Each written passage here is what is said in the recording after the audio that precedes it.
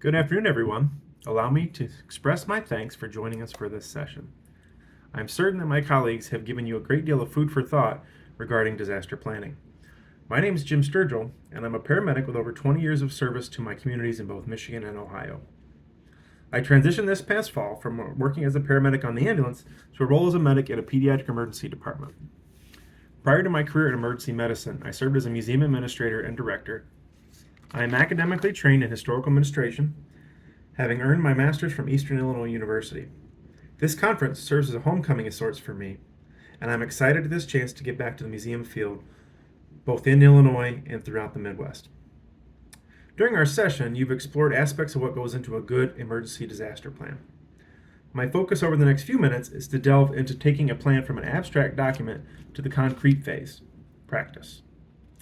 The thought of a drill might bring to mind duck and cover from the Cold War, or the drills our children and grandchildren participate in at their schools. However, training on the skills and procedures necessary to implement the parts of your disaster plan provides many benefits to your organization and your staff.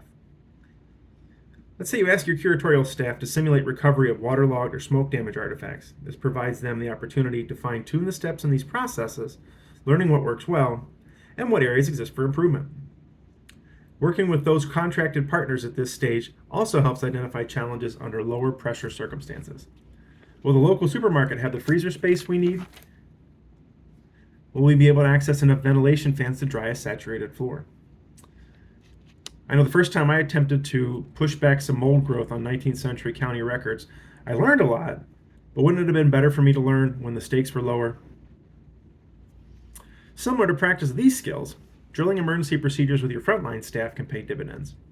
Repetition of the muscle movements necessary to perform an action generates both familiarity and comfort.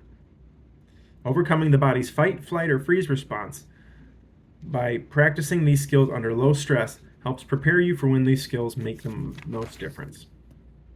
If you include your site guests in an exercise such as a fire drill, you can thank them by offering them a token of gratitude, such as a discount in your museum store or a future discounted admission.